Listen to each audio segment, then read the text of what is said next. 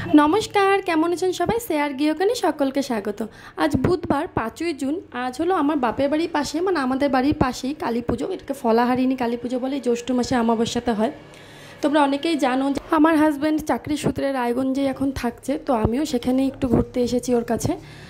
আর সেখান থেকে আমার বাড়ি একদমই কাছে, মানে আমার বাপের বাড়িও রায়গঞ্জে আর আমার হাজব্যান্ডও রায়গঞ্জেই থাকে, তো আমি এখন বাড়িতেই এসেছি।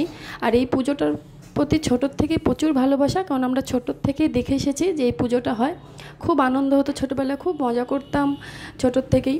তো তখন কোনোদিনও আমি উপোস থাকিনি, তো এই বছর আমার প্রথম এখানে উপোস থাকা এই পুজোতে। আর মায়ের যে পরনের শাড়িটা সেটাও আমি দিয়েছি, এটা আমার একটা মানত ছিল।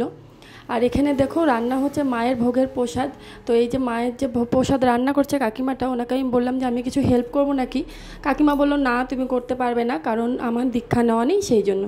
যাই হোক, আমি আর কিছু কাকিমাকে হেল্প করতে পারলাম না, আমি একটু ভিডিওগুলোই করছিলাম। তার মধ্যে আমার বাচ্চাটা এখন অনেক ছোট, আমি চাইলেও করতে পারি না, ও ভীষণই কান্নাকাটি করে, আমাকে ছাড়া থাকে না।